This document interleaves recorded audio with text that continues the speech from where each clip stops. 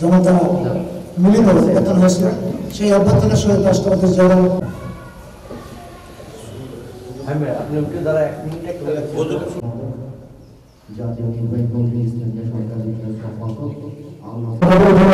বিশেষ করে এখানে যে সমস্ত মানুষেরা উপস্থিত হয়েছে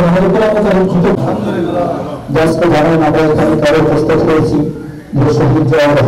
আমরা দোয়া করে জন্ম করা সকলের জন্য নসিব করে ছিলেন, যেমন এরকম ভাবে আফার ময়দান এরকম ভাবে নির্যাস ব্যবস্থা করে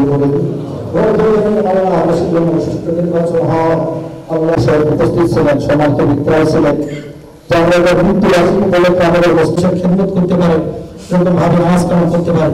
আমরা দোয়া করব সূরা ফাতিহা ربي اجعلني مقيم الصلاة ومن ذريتي ربنا করতে পারে, পছন্দ নামাজ করতে পারে, পুরোনো চিন্তা ধারণা নিয়ে যে লিপ্ত ছিল হাজার হাজার মানুষ ভুল হয়ে গেছে, তাদের লাশ করে কিছু করে কোটি গুণ সব পিছিয়ে বলে আল্লাহ তারা বলে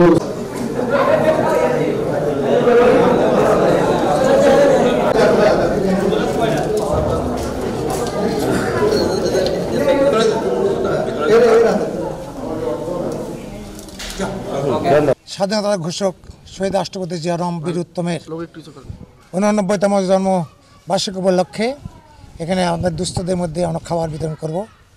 আপনারা জানেন তিনি 1975 সালে 7 নভেম্বর সিপাহী জনতার মিলিত অভ্যুত্থানের মাধ্যমে তিনি ক্ষমতায় এসেছিলেন। তিনি ক্ষমতায় এসে গণতন্ত্র দিয়েছেন, সংবিধানের স্বাধীনতা দিয়েছেন, গ্রামগঞ্জে ঘুরতেন, মানুষকে বোঝাতেন, খাল কেটেছেন, খাদ্যশস্য উৎপাদন হয়েছে। তিনি পররাষ্ট্রনীতির ব্যাপারে ভারতের সঙ্গে কোনো আপোষ করেননি।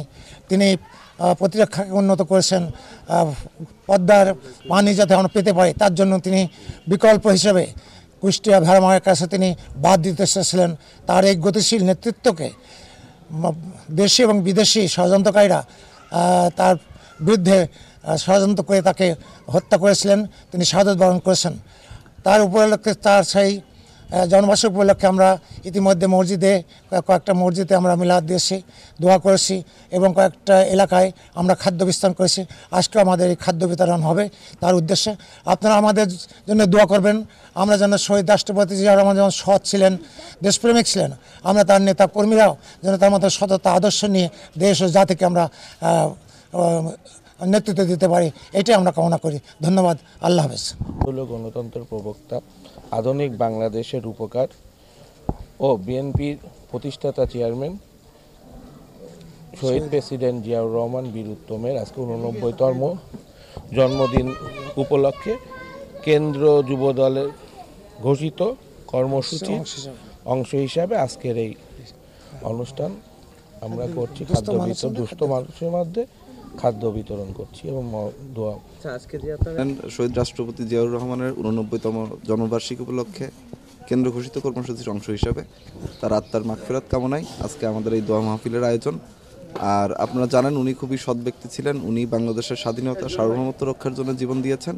আমরা তার আত্মার মাগফিরাত কামনা করে দোয়া করেছি এবং আমরা আমাদের দেশনেত্রী সাবেক 3বারের প্রধানমন্ত্রী বেগম খালেদা জিয়া অসুস্থ, উনি চিকিৎসাধীন আছেন লন্ডনে, আমরা তার জন্য দোয়া চেয়েছি।